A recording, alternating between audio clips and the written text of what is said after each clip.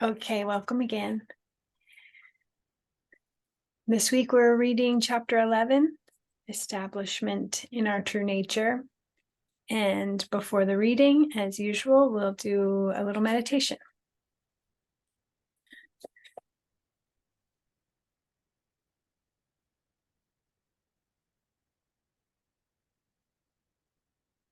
So let's just begin by becoming present.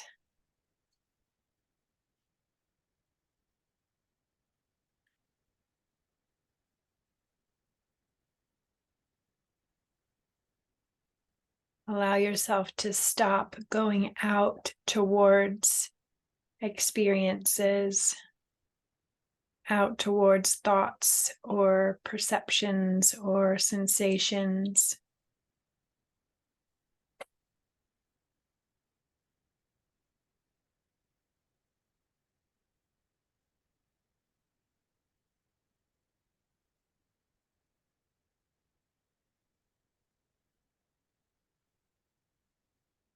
And instead become present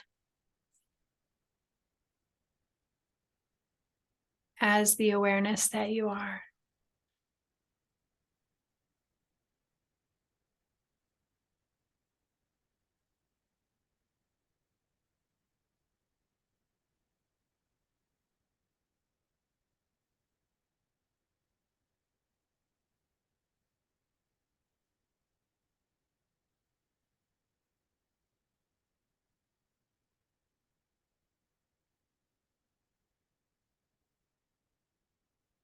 And I invite you to be present with your own being in its original naked condition before it is qualified by experience.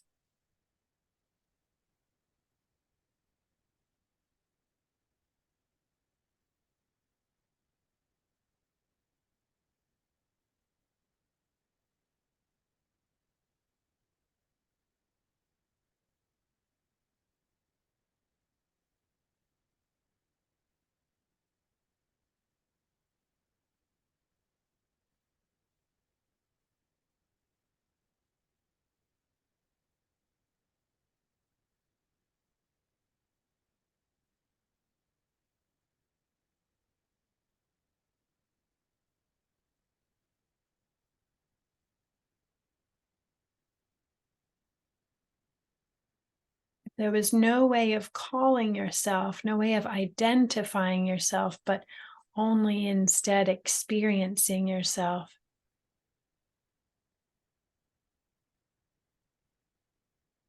What would that experience be?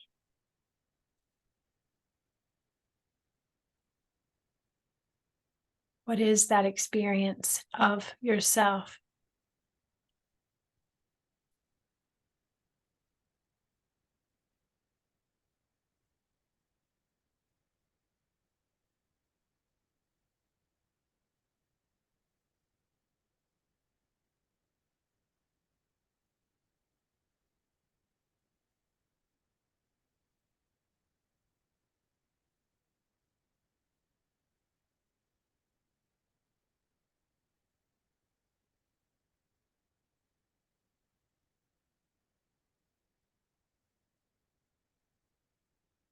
And if you notice that experience has apparently drawn you away from yourself, just allow yourself to return. Turn your attention away from experience and towards that which experiences.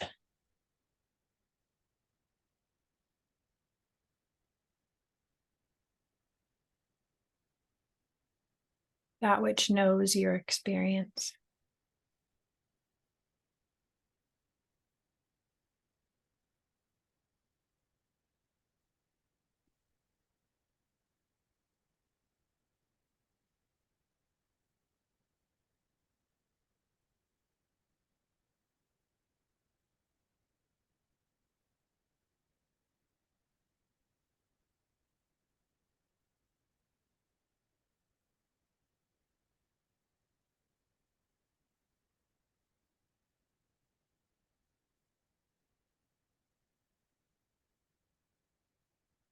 And now let's bring attention back to the body with a couple deeper breaths.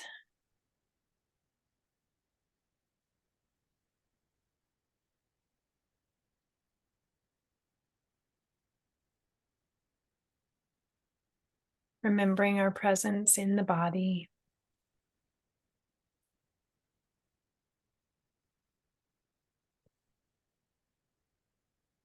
And gently open your eyes whenever you're ready. And as best you can, allow experience to come to you rather than going out towards experience.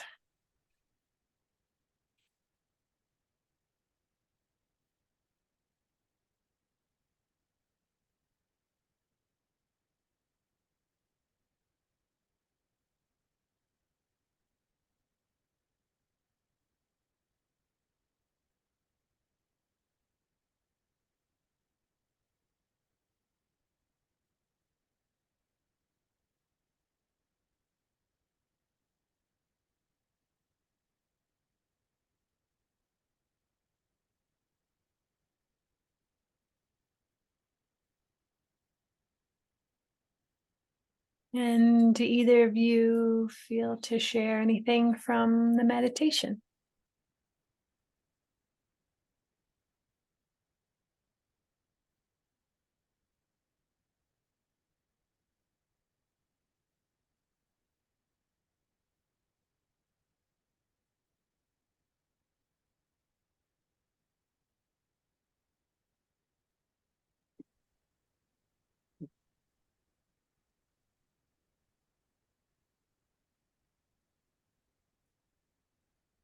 All right, how about we read the first section of chapter 11? I'll share one thing. Okay, sure, thanks. When we first started and you were asking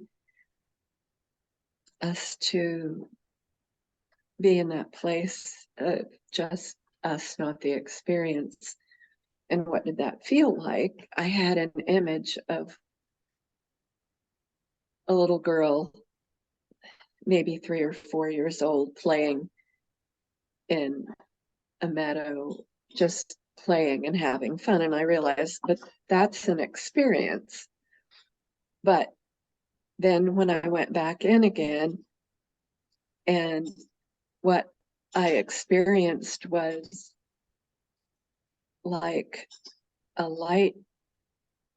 light-filled space where I was with everything. I was everything. And then just as if you would pull the light and turn out the light in a totally black room, it would just be like that would be what would happen, and everything was just totally dark.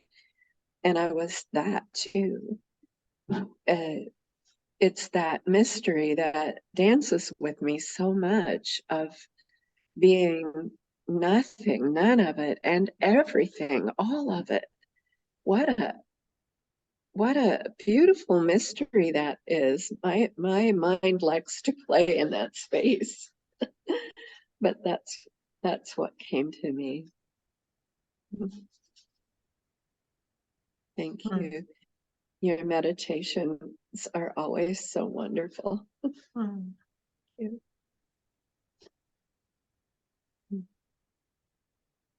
Good. I'm glad you have that experience. It's always a pleasure to do it. It's such a neat experience to be in the midst of meditating and like I'm guiding myself and you know, and it's like, so I'm guiding myself into meditation, but then also like opening my eyes and tracking, you know, looking. And yeah, yeah, thanks for sharing your experience too. It resonates for me, like the invitation into the paradox is kind of how I hear it, you know. Mm-hmm. Like you're sort of being asked by yourself, how is it that I'm everything and nothing? I'm all of it and none of it. And it's repeatedly so awesome. And then I wonder, is that feeling awesome an experience? Is there something beyond the observance of what I'm experiencing Right. as nothing and everything? And where is that? Yeah. Deeper and deeper mystery.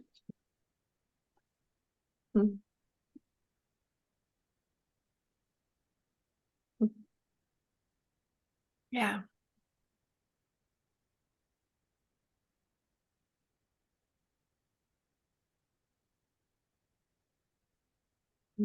Well, shall we read the first section?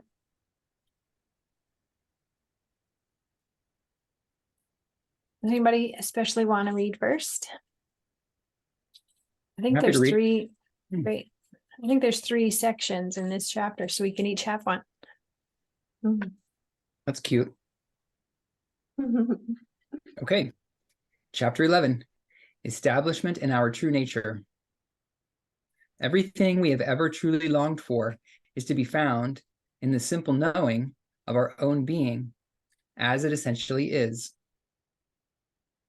At first, most of us glimpse our essential being in the background of experience, only to find it, through force of habit, almost immediately eclipsed by the content of experience. In this case, we may repeatedly trace our way back to ourself until we begin to be established in it as it. It is like meeting a stranger at a lecture or party. Initially, we catch sight of them briefly, and although we've never seen them before, our interest is awakened. We seem to recognize them. For some time, their memory disturbs us, as if calling us to something we have always known but forgotten. 2 weeks later, we come across them again in the supermarket. It seems a coincidence, but at the same time, we are not surprised. We arrange to meet for coffee and begin to become acquainted, and notice that the deeper the acquaintance, the greater the desire to know more. Next, we meet for dinner, and soon we spend a weekend together. Some months later, we move in and hopefully live happily ever after. For most of us, the recognition of our true nature takes place in a similar way. Repeated glimpses followed by gradual establishment. Although in rare cases, the first recognition is sufficient and is never again eclipsed by experience. Either way, once we have had that first glimpse, our life is never the same again. We have been disturbed by something that is recognized to be at once new and familiar. After this first recognition, we become curious. We may seek out a friend, read a book, watch a video, or simply investigate within ourselves. Sooner or later, we are led back to the same experience, to our own being in its original naked condition before it is qualified by experience. And again, we taste its innate peace and joy. We rest there, for how long we do not know, since this does not take place in the same time as our everyday experience. Eventually, through force of habit, objective experience draws us away from ourself. However, we notice that each time we return to ourself, we seem to rest there a little longer. And as we do so, the habit of getting lost in experience is gradually eroded. For some time, it may still seem that we go back and forth between our objective experience and the peace of our essential being. But eventually, we develop the ability not only to return to ourself in the background of experience, but to remain there in the midst of experience. Experience has lost its power to take us away from ourself and to veil our innate peace and happiness. We no longer lose ourself in the content of experience. We are becoming established in our true nature. We have come home.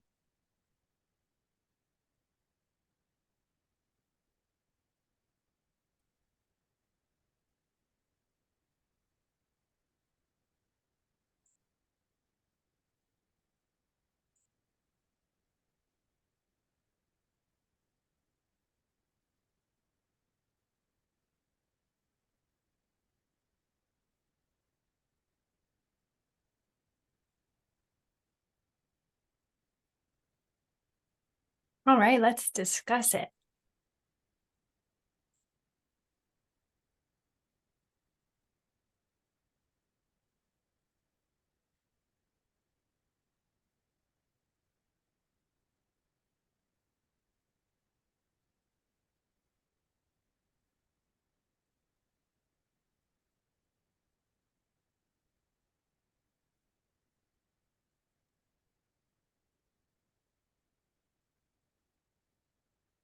Spirit Song, reading that first part, and then just kind of considering what I want to discuss about it, the image that popped into my mind is hearing from you and learning from you about your childhood and the natural way that you found yourself in what I take to be just sitting in your true nature. Didn't you have like a nature spot, or you would go out and be alone in nature, and you would just, it seemed like from what I've heard from you, you at an early age just found a deep relationship with what we're talking about here. Yes, and you just spoke what I was feeling in my heart as I was reading this. For whatever reason, I came in with that innate oneness with everything. I think part of it, although part of my childhood was in town, most of it was out in the country, in the natural world, and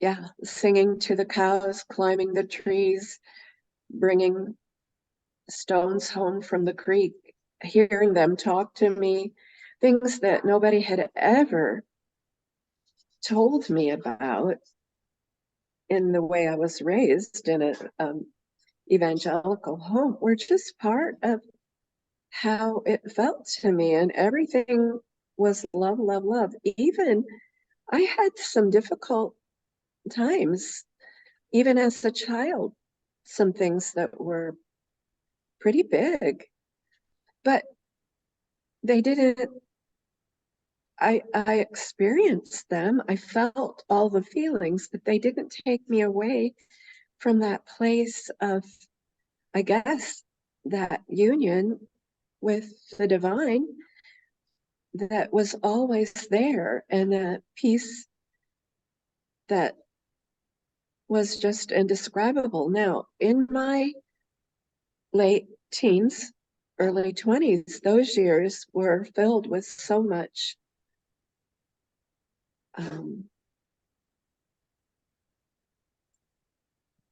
of the horrific kinds of experiences that I tried to escape this world. I wasn't mad at anybody, even the way most people would be, or blaming, just understanding not everybody is well. And for whatever reason, I was part of it, but that there was so much going on that I had a desire to escape back to a place where I didn't have to have more of those kinds of experiences that were repetitions of the same kind of thing. And I didn't do it from an angry place, but I tried to end being in the physical body until I got to the point where things changed and I got married and became a mama, and then everything made sense again, and I was able to put that all away until I was ready to process and see it in a new way. But I have to say, I don't know how that happened, but I am grateful that I came in with a state of peace as my natural being. And you just said perfectly what I was feeling while we were reading that and thinking, is that weird to say that? But that's my reality. Yeah.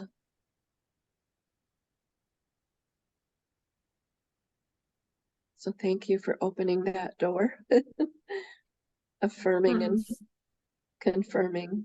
Yeah. Mm-hmm. Beautiful. Thank you. Yeah. I think it's one of the ways that, you and I feel a lot of resonance with each other. Like, because I feel like I came in a similar way. Like I was just blessed with connection to peace. And then, that's also been cultivated throughout my life, like how do I actively do this? How do I proactively do this? How do I do this in relationship? How do I sustain it? How do I but yeah, I feel like, we came from a similar vibration where it was just like, there's just, we just came in with a stillness or something.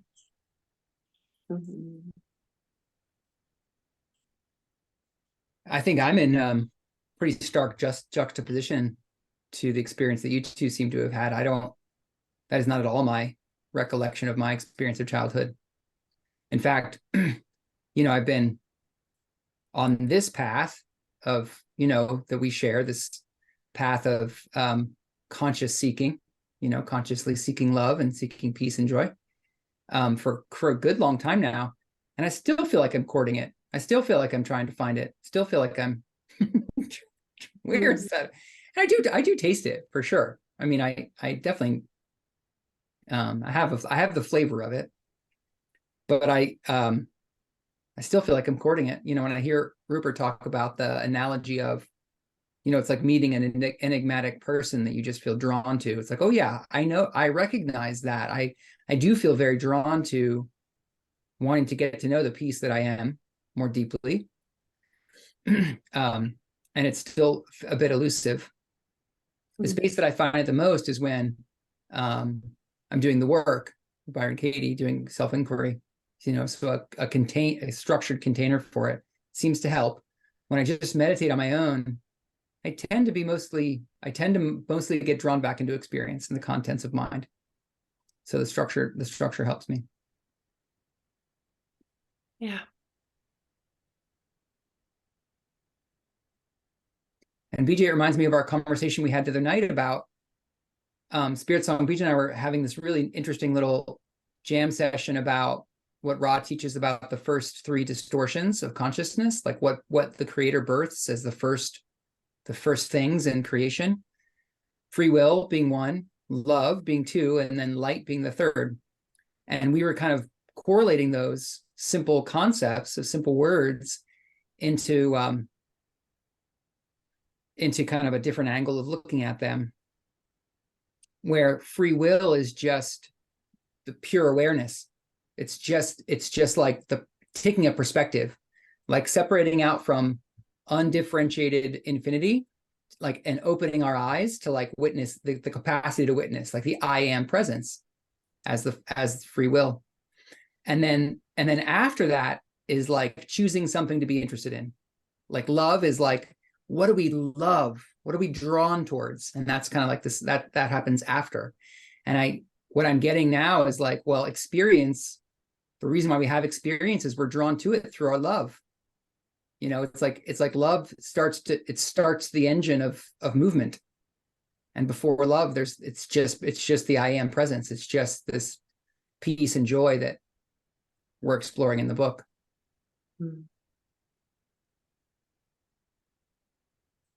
Oh, I was going to correlate that. I wasn't just trying to bring in our conversation, BJ. I was trying to correlate that to something I was just saying about my experience, but anyway, I lost it. Sorry. I like that different slant, though. It's fascinating to hear it different ways. And as you were speaking earlier, Aaron, I was just as we were going into the reading thinking, it's so beautiful how different we all are. I mean, it would be so boring for us if everybody was the same. It's like all the different colors that sparkle if you could imagine a dark sky and where all these different little sprinkles of color. If it was all the same, it wouldn't be nearly as fascinating as it is that we all come from different places and have different things to share. Yeah.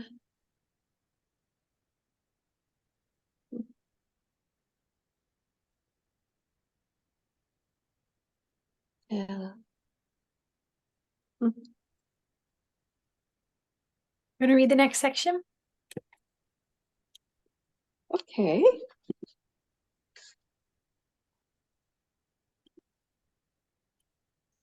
When our self or being sheds the qualities it inherits from experience, it loses its agitation, and its essential nature of peace is revealed. It loses its sense of lack, and its innate joy is exposed. The identification of ourself with the content of experience creates the separate self, or ego, around which most of our lives revolve. Divested of the limitations inherent in experience, our original freedom is restored. Our self is released from its existential sense of lack and fear of death. Occasionally, this recognition is so full and complete that the old habits of thinking and feeling on behalf of a temporary finite self and the agitation and unhappiness that accompany them never reappear. However, in almost all cases, these habits come back and continue to be expressed in our activities and relationships. Although the belief that we are a temporary, finite, separate self has been uprooted through understanding old habits,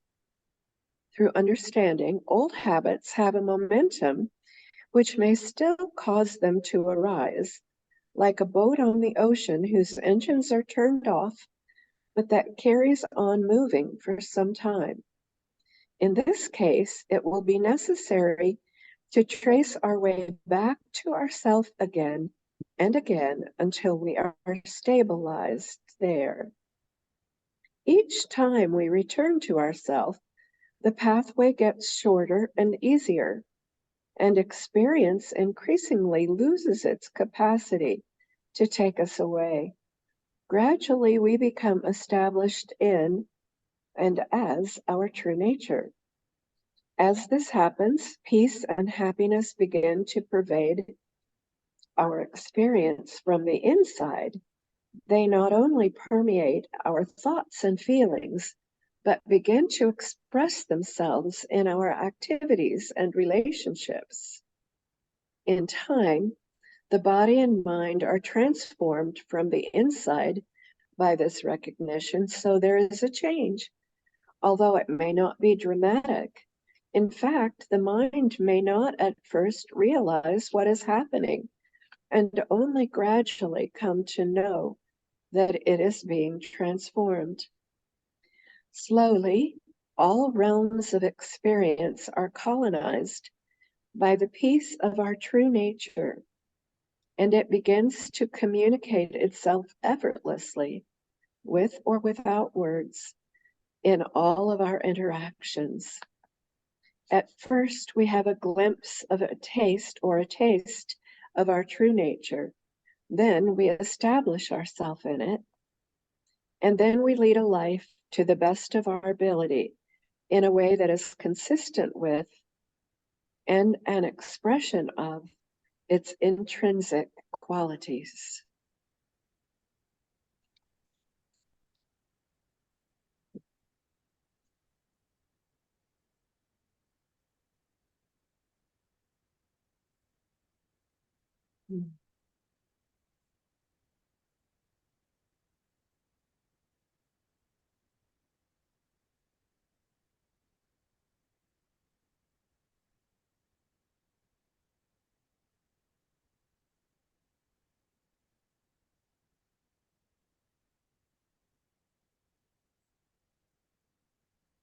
Let's discuss.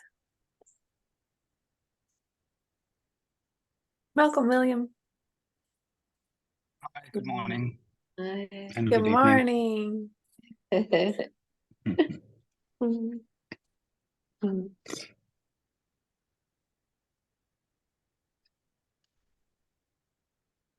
When he talks about how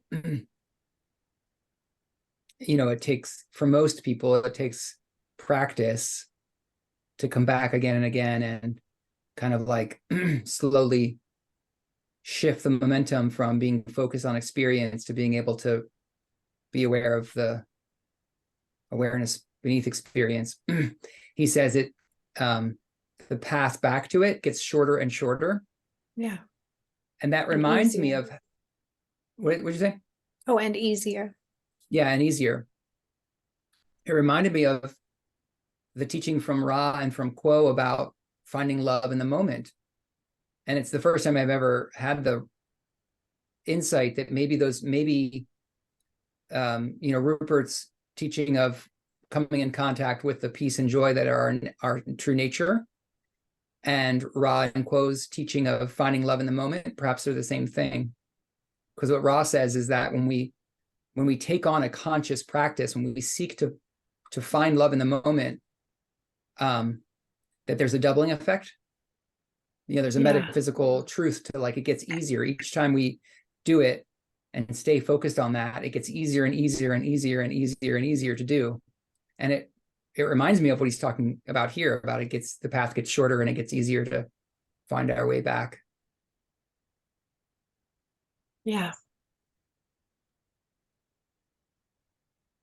So I wonder about finding love in the moment, if that's synonymous with what we're talking about here in terms of coming in contact with our true nature. I think so. And that quote of finding love in the moment is really similar to I have these little cards that have quotes of Byron Katie, and this one says, "The miracle of love comes to us in the presence of the uninterpreted moment," which to me is without a story. Being with the moment without making meaning of the moment, and being with the meaning of what, oh, this means that he's doing that and I this and the world is that, all of the layers of mind that we add to a moment. I think it's the same. Being the awareness prior to the story about what we're aware of. Go ahead, William.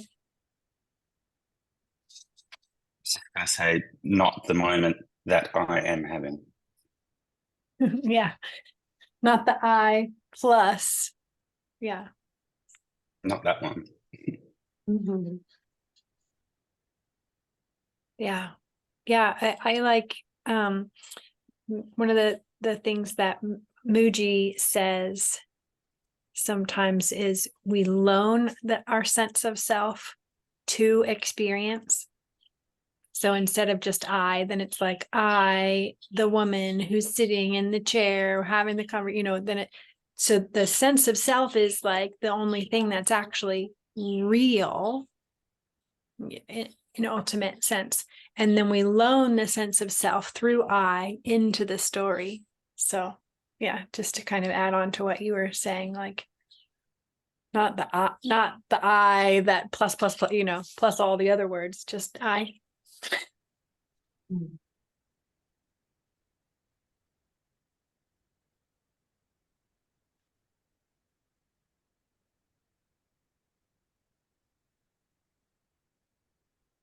Something that stood out to me on page 100, where he says, however, in almost all cases, these habits come back and continue to be expressed in our activities and relationships.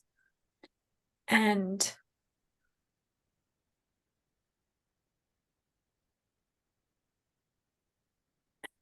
I was just looking for a quote from Byron Katie, because it reminds me of something that she says too, that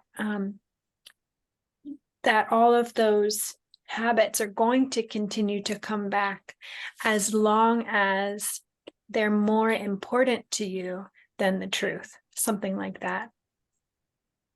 And I think that's the same thing that Rupert's pointing to as well, like the truth being, what am I really?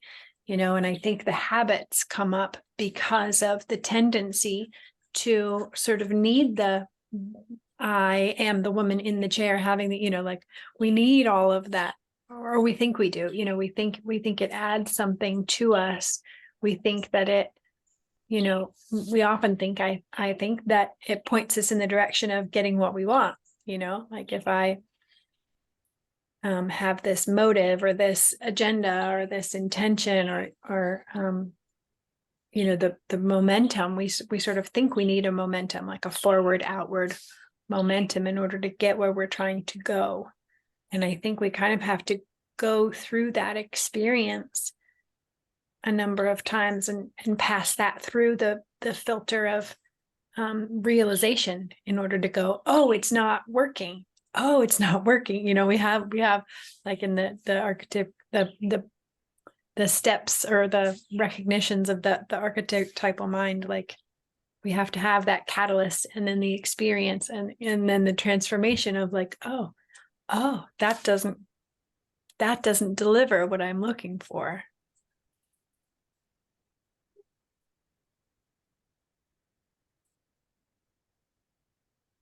Yeah. So it's like realization happens, realization happens like in an instant, like he was saying, like sometimes it can just happen in an instant, or it happens, it's going to happen. Like eventually consciousness does wake up to itself through the experience.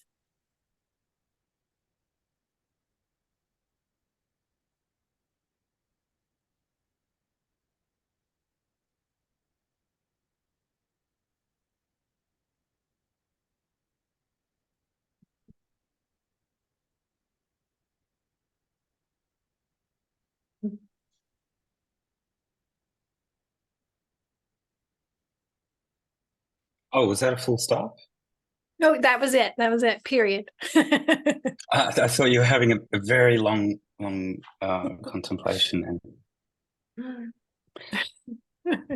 And it strikes me that there's likely like a two-way habituality, maybe, to this, where once we start to realize what gosh, I hate using language for this. Like the more I gel with what's being said here, the less appropriate it seems to even talk about it. Yep. It's like, am I actually going to contribute something or just wind something into a knot here? I was just going to say broadly that it's probably habitual to identify with the I, and then you and the story, and then you have the next and then the nth degree of that, you don't even realize you're doing it, and then towards the realization of, oh, maybe that's not what I want. It's probably habitual either way, with realization and non-realization kind of at either end, if that makes any sense. Like it's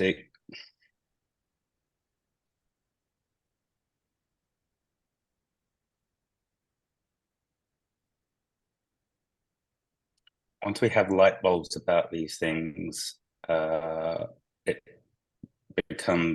seems to become habit to recognize them and look for them and expect them and move in a particular direction.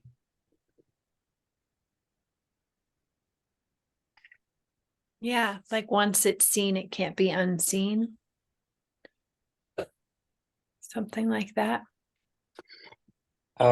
Yeah, no, definitely. I think habits may be a sticky word to use, but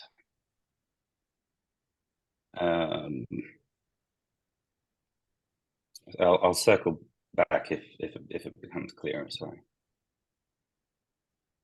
Well, I'll try to maybe just riff off of what you said, and maybe I will add something, because I saw you draw a bit of a spectrum with your hands, And on the one end of it is like, kind of being seated in, this is my translation, being seated in, the knowledge of ourself, or like feeling the presence of our natural state. And the other end is like all the stories and all the identity we can take on through experience. And it seems to me that our emotions, our guidance system, is the thing that's built in to help us know where we are in that spectrum. Like the more identified we get with the content of our experience, the more prone we are to hurt. the stronger we identify with anything that is changing, the more it hurts. And we know that because we feel it in the inside. And it seems like that's the setup. The setup is, we got the spectrum of possibility of where we can put our awareness and our, feel identified. And then we have our emotions, and that helps us kind of like find our way home eventually. Although it seems somewhat inefficient.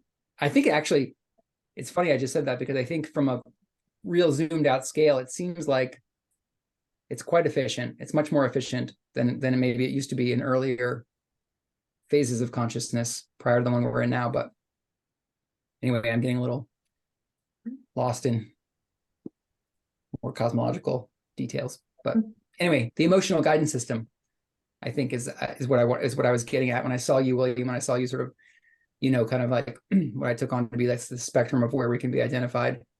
And it just makes me think of how, it either hurts or doesn't hurt to feel identified with whatever the thing is. Yeah, I definitely like the use of the term guidance system, internal compass, and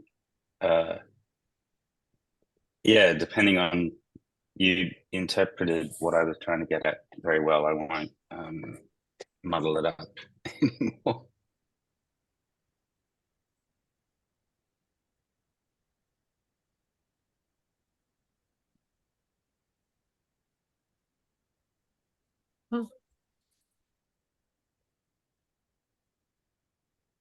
Next section.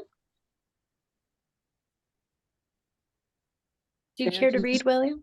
Oh, jump in, Spirit Soul. I just a little thing what came to me when, I don't know which one of you said it, but the idea that these things that are really beyond words, when we're trying to use the form of language that we know to identify what we're feeling and seeing, but sometimes it's really inadequate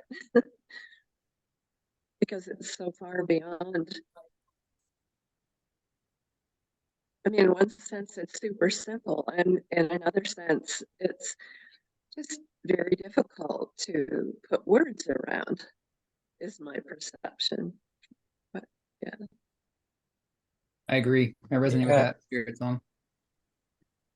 Yeah, and I wonder what it's like for other languages, because the English language is very centric around pronouns, and I do this and this is that, and so forth. And I've heard a multilingualist say as much, that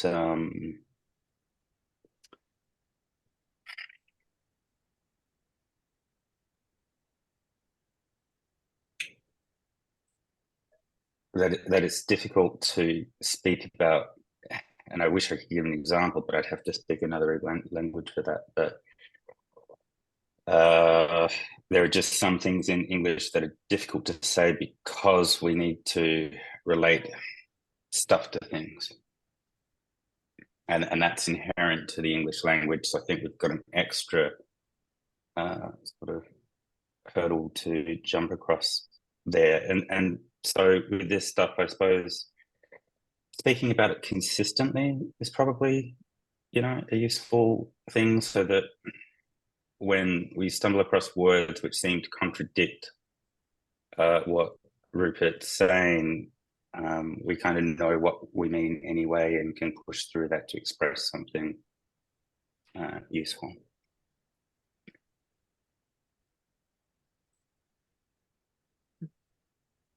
But yes, next section. Mhm.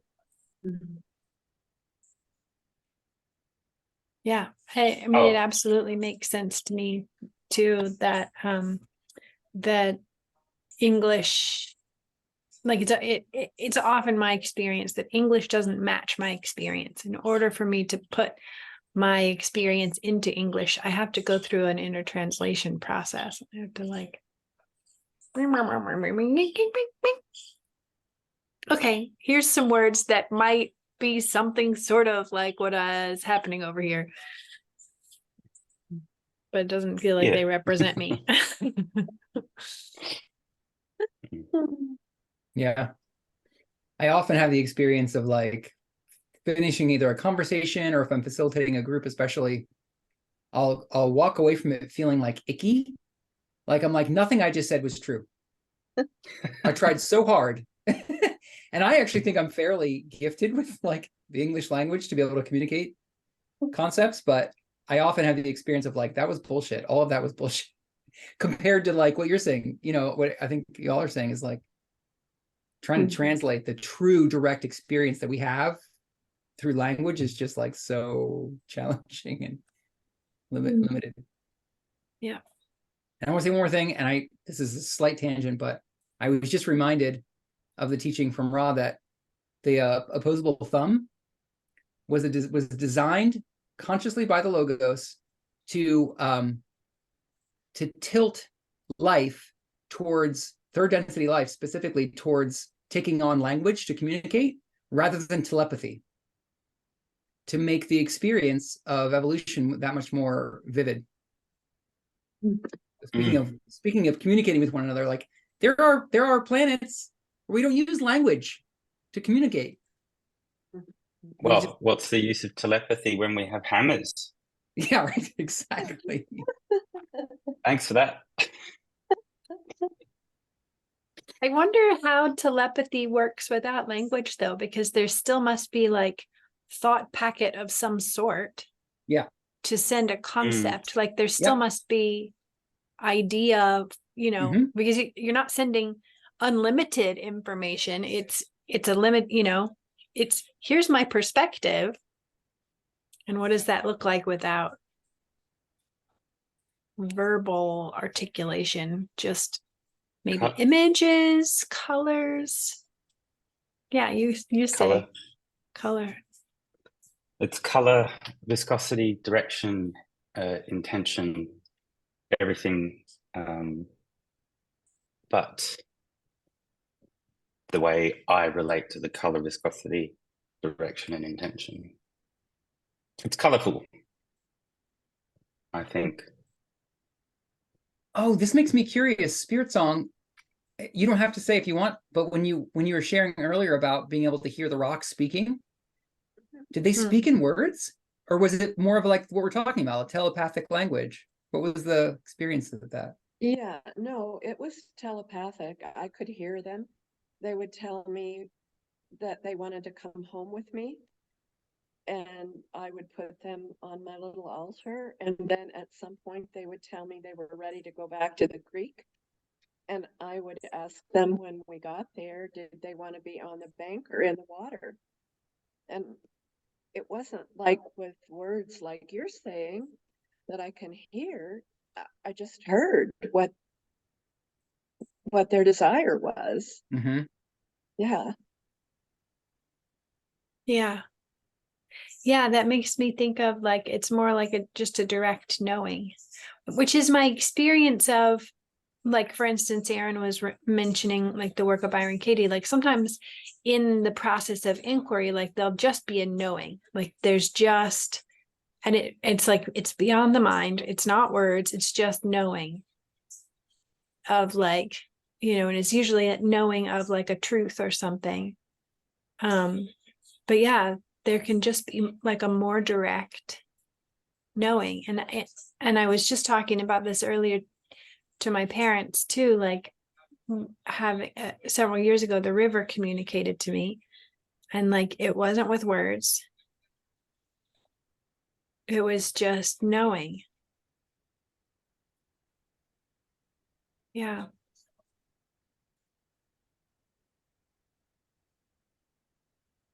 Well, once we turn our thoughts into vibration, they are matter. Mhm. So telepathic communication necessarily precludes matter as an intermediary. Hmm.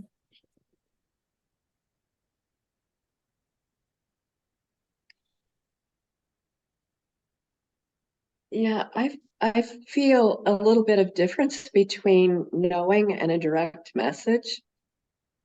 Like the knowing is the awareness of oneness with the creek, the rock, the trees, all of that. But the direct message that tells me what the rock, the stone wants and when it wants to go back and where is somehow a little bit different to me than what comes when I think of knowing. Because were very specific words. I wasn't speaking out loud to them either. I just knew what they were saying and did what it sounded to me like they wanted, or felt to me like they wanted. Yeah. Mm-hmm. Yeah, thanks for that spirit song. Because I was actually took a thought out of my mind. It didn't seem to make sense to me that that telepathy would involve communicating in knowings, because that would mean that we're always communicating in absolute truth, and absolute truth is the medium. And so, how would we communicate? Telepathy has to be like knowing is like aha and light bulb moment. It's like a direct no, I said it right the first time. A little bit beyond my capability. I'm sorry.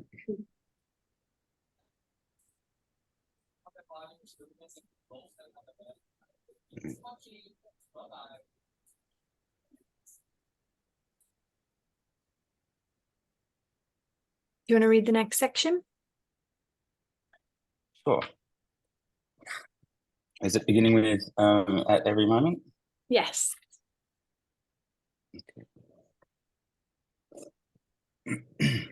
At every moment and in all situations, we're free to allow experience to veil our innate peace or to remain transparent to it. Our experience will appear in accordance with whichever possibility we choose. If we allow it to veil being, then it will conform to that possibility. If we remain in touch with being, our experience will be increasingly permeated by its innate peace. Once it becomes clear that our being remains untouched by all experience, irrespective of its content, the activities of seeking and resisting that characterize the apparently separate self or ego begin to subside. We may continue to seek refuge on a daily basis in the privacy and silence of our own being, but we do not feel that we leave that refuge when we go out into the world of experience. We take ourselves with us wherever we go. We are safe, not only in the sanctuary of the heart, but in the midst of all experience. This does not mean that we no longer feel grief or sorrow. It simply means that we no longer feel the need to defend against them. We are totally open to them, indeed to all experience, and as a result, they lose their afflictive quality. Nor is it necessary to seek or resist any particular experience for the purpose of finding peace or happiness, for all experience begins to shine equally with it. A feeling of sameness pervades everything. This does not mean that we no longer appreciate the qualities of particular experiences, but our view becomes even. Experience no longer holds the promise of happiness or the threat of unhappiness. A mind that is accustomed to resting frequently in its essence becomes increasingly saturated with peace. When such a mind returns to experience, it does not leave that peace behind. It takes it with itself, and its activities of thinking, feeling, sensing, perceiving, acting, and relating become an expression, a communication, and a celebration of that peace. W.B. Yeats describes this in his poem Vacillation. It seemed so great my happiness that I was blessed and could bless. To be blessed is to be in touch with the peace and joy of our true nature. In religious language, it is to feel God's presence in one's heart. To the extent that each of us is in touch with this presence, so it communicates itself with or without words, shedding its light on everyone and everything with whom we come in contact.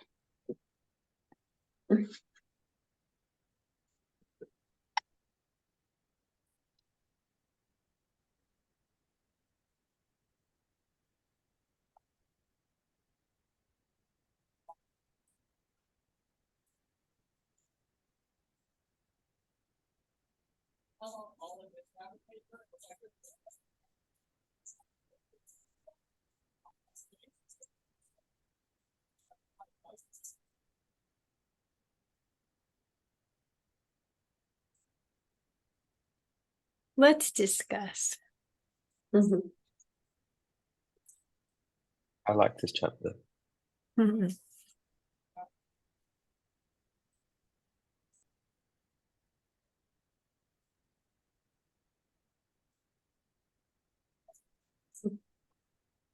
I'm having a little bit of the experience of like, it feels to me in this moment like an embarrassment of riches to be able to just gather the four of us and just talk about what it is to feel God's presence in one's heart. It's so beautiful to be reading this together and like reaching into this together. Thank you all. I feel really happy that we're here. Mhm. Yeah.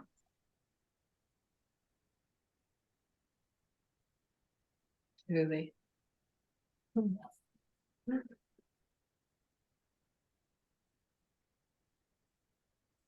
Yeah. And may that presence in our heart and being in touch with that, may that continue to radiate, increasingly in all of our experiences. I really love that part where it says, well, it's just that whole paragraph. I'm going to read that whole paragraph again. A mind that is accustomed to resting frequently in its essence becomes increasingly saturated with peace. When such a mind returns to experience, it does not leave that peace behind.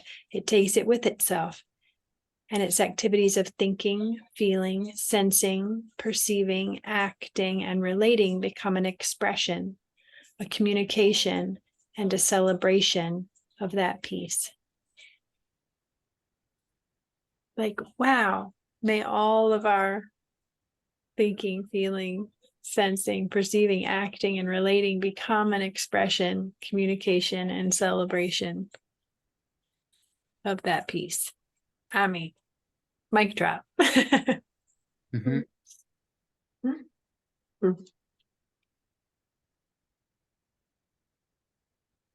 Yeah, for me, that last part that we just read is very, very powerful medicine to some part of me that still is convinced that the gifts that I have to bring to the world are physical or are about accomplishment or are about some outer metric.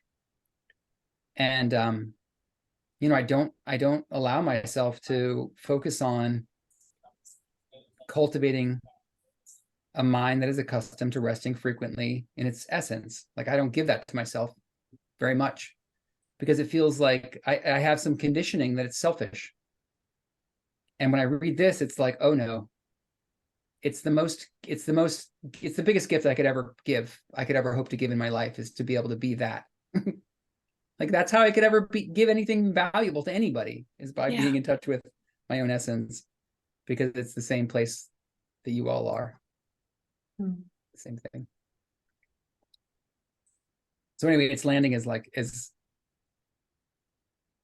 oh yeah, it's like a reminder again, because it's not the first time I've had this reminder, but it's like, okay, I needed to hear this again, probably some more too. Earmark this chapter. Yeah, right. Mhm. Except I need to earmark the whole book, because I know, it's I so know. good. It's, oh.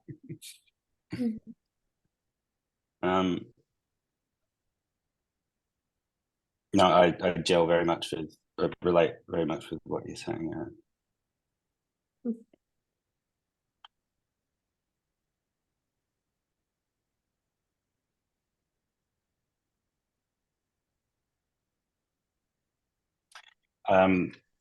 The paragraph, "This does not mean that we no longer feel grief or sorrow," reminds me, and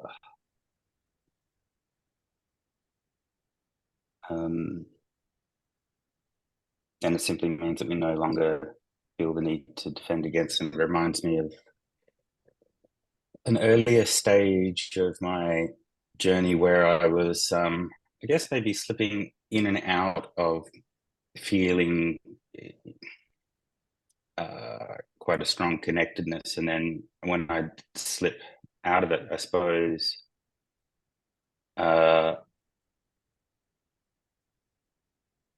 I'd mistake it for this idea that I should feel good all the time, or something, and then I would sort of search for that feeling instead of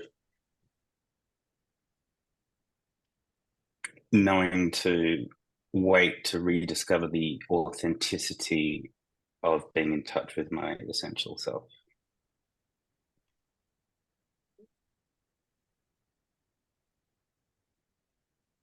Yeah. And it's also a little encouraging, in the midst of, to know that grief or sorrow doesn't mean I'm disconnected. Yeah. Which is another way of looking at it. Mm-hmm. Yeah. Yeah.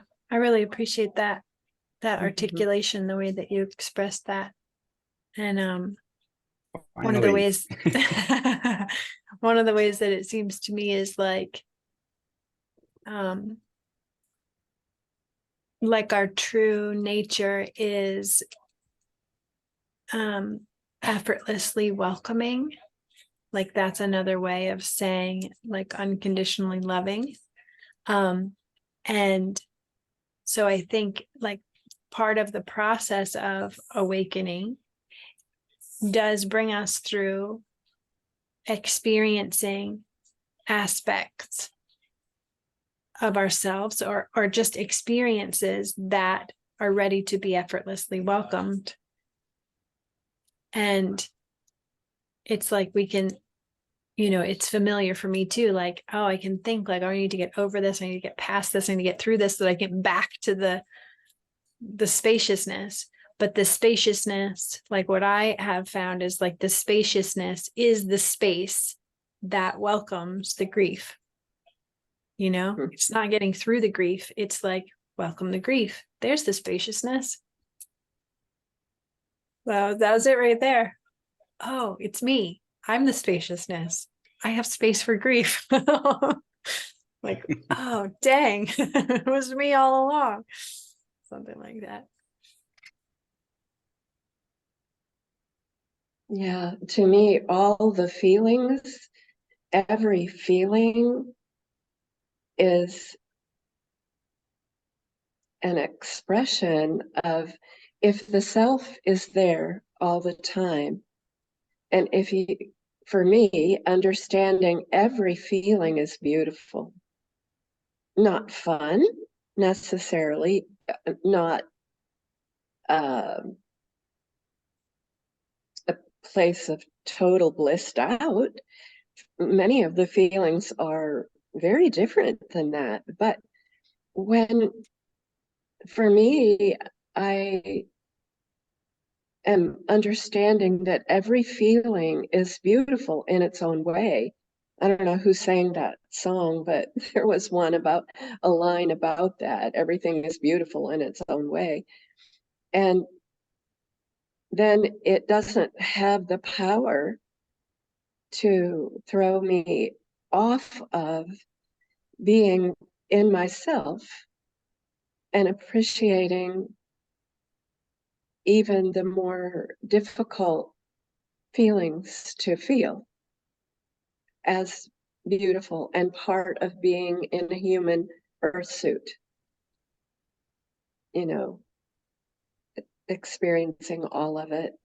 But when in that place of self, it's not destructive. Yeah. And for me, if I get into a space of feeling like I need to do something about it, I need to change something so that nobody is suffering or any, thing like that. I have found that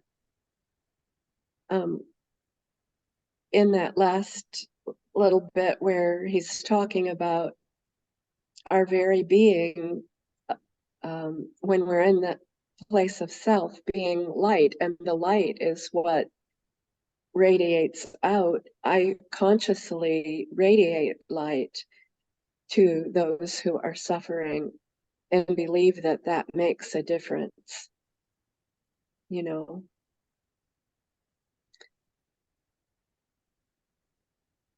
Yeah.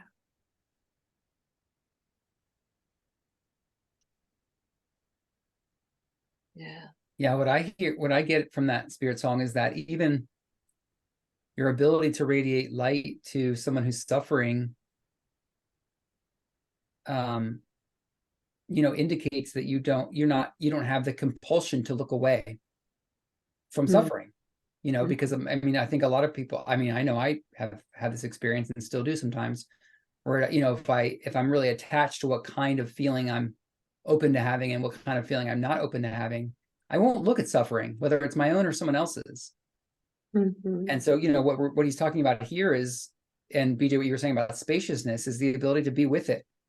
And, so if you're sending love and light to someone who's suffering, you have to be able to be with it. You have to be able to be okay with the fact that someone suffers. There's an acceptance just inherent in that. That's what I hear. An acceptance of suffering happens sometimes.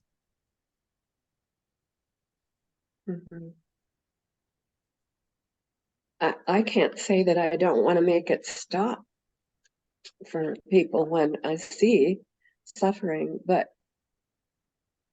from my perception, as we are all one, this feeling that I can't do anything about it is not true. If we understand the power of our thoughts and intentions, our prayers, our beliefs, our energy transmitted, going out to everyone, everywhere, and affecting everything, then we are doing something just by being. Even Aaron, when you were talking about that you sometimes find yourself in all the thoughts and everything, but if you are inspired by thoughts, or you are feeling fully and you're appreciating yourself as a feeling being, I believe, in that space can radiate that light from not judging yourself or not feeling like you should be somewhere else, but really appreciating who you are, and that one of your gifts is an active mind that shares ideas in a beautiful way. And when you're there, you shine, right? That's my sense anyway. Unless they're torturous ideas, but you know what I'm saying. I do, and I appreciate the reflection you're offering. Yeah.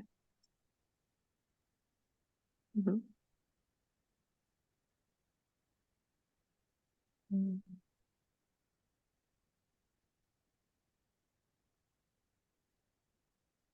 Mhm.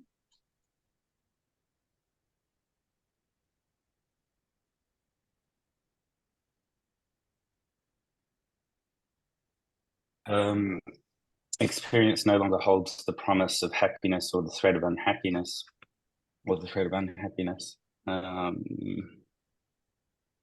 Speaks very much to our animal nature and how the ego is bound up in that, gravitating towards positive stimulus and moving away from negative stimulus, and creating a story about why we're doing that and what's happening.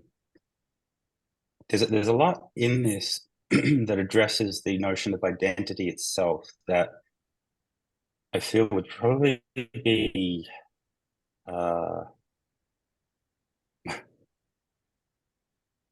useful for people. Kind of useful for everyone. There's a lot of identity politics stuff going on at the moment, and I can see, particularly in some of the language in this chapter, that it's a particular lens through which he's speaking. But if there were eyes and the inclination to see it, read it, and on board it, then it goes towards solving some identity. Yeah, but it's not so much the issues themselves as the feelings and stories wrapped up in them. I see a lot of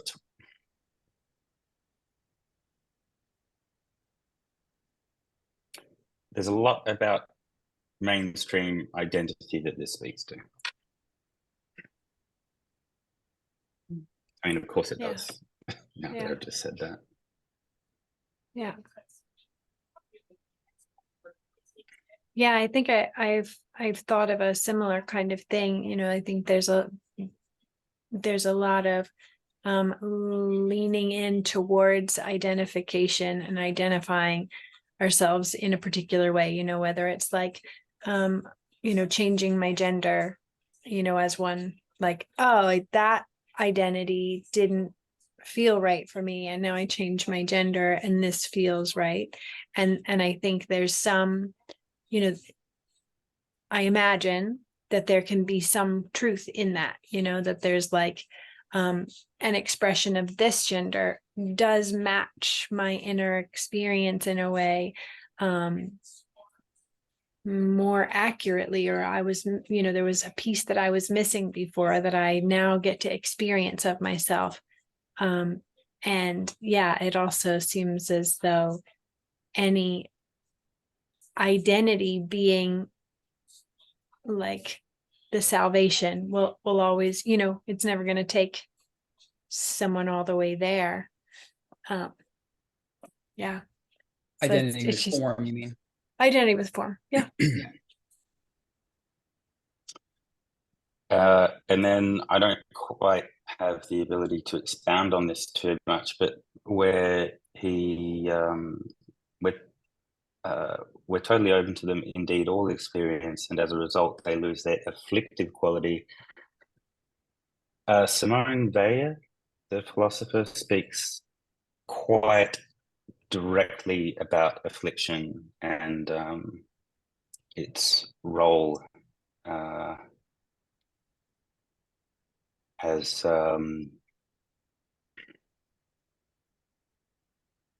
its role in identification,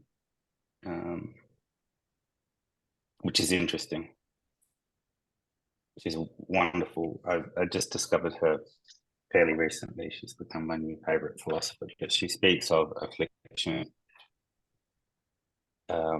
quite specifically. What is her name again? And this Simone Weil, spelled Weil, French, and utterly remarkable. Maybe you could share in our thread. Would you be willing to? I will. I'm reading a book, Grace and Gravity, Gravity and Grace, by her at the moment. I was wondering if I will share it in the group. I was wondering if you, BJ, were aware of her, because you strike me as somebody who would have an affinity for her. I don't think so. Not that I know of. Sounds exciting though. I'll share some stuff with you. Thanks.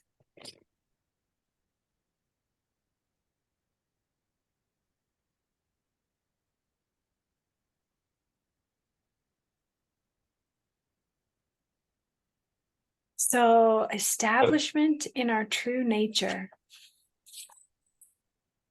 Just returning to that as that's the title of this chapter. That's the topic of this chapter. And I find it fascinating how so many of the chapters, I think, feel like, okay, he took us all the way there, but then there's still more that he has to say, and then there's still more that he has to say. So yeah, it's just interesting to me. Chapter 11, establishment in our true nature. Chapter 12, keep the name I sacred. Chapter 13, the divine name. And there's there's just still more to the articulation. It's just fascinating.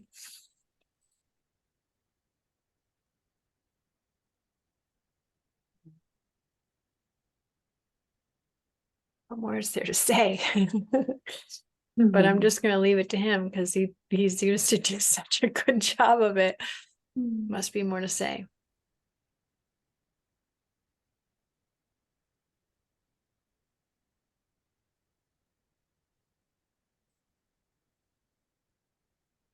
Any final closing remarks in our last few minutes?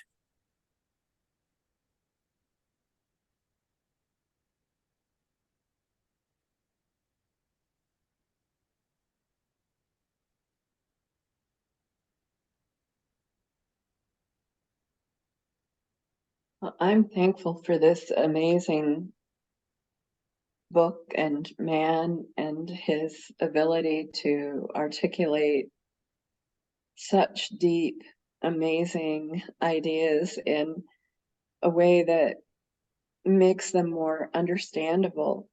And, what William is expressed experiencing with this French woman, when I have some time to be on YouTube, I like to watch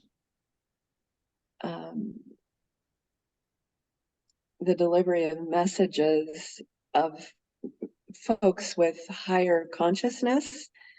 And because it knows I like that, it keeps bringing me more. And it's like, it is amazing how many voices there are out there right now, expressing the same truth in so many different ways that are so beautiful. It's like a harmony of a symphony of the truth coming through. And I'm loving that. Yeah. Have you listened to Rupert?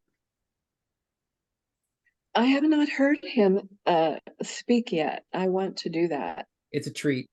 His voice and his cadence is a treat. Yeah, I think you'll very much enjoy his delivery of this message verbally. Yeah. Yeah, and often when he's speaking, he's interacting too, and I appreciate his manner of interacting. He's so kind. Even just looking at his picture, I can feel the radiance of his spirit. You can just see it, sense it, feel it, Yeah. So yeah, I'll do that. I'll listen. Before he was a full-time presenter, speaker, spiritual teacher or whatever, he was a ceramicist. He was an artist. I don't know if he still does it or not, but he makes beautiful artwork also. I don't think he does. I think he gave it up. Yeah, I bet this part of his life probably takes up all his time. Now he sculpts words. Exactly. Right. It was actually sculpting words that led him to writing. Like he actually tells this story of like his progression in his art, his pottery became more and more fine, thinner and thinner and thinner and finer, and he would start to write words onto the clay before they would become fired, and so it was like the expression just kept becoming more and more subtle and more conceptual. Anyway, just interesting. And eventually it was like riding around in a spiral. I don't think so. Usually not. They were etched in after it was created. But maybe sometimes, I don't know. I certainly haven't seen all of what he created. I just thought that might have something to do with his gift for circling around a topic. Yeah. But it doesn't surprise me in the least that he's an artist. Yeah. And I'd love to know what kind of stuff you're listening to at some stage, Spirit Song. If you want to share in the group something that you hear that's particularly inspired you, I'd be interested. Me too. Yeah, me too.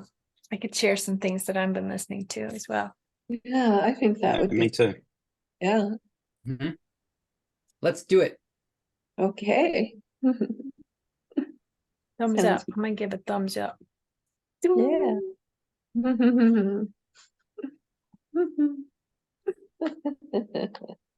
Thank you, friends. Thank you all. Much love. Thanks everyone. See ya. Bye. Mhm.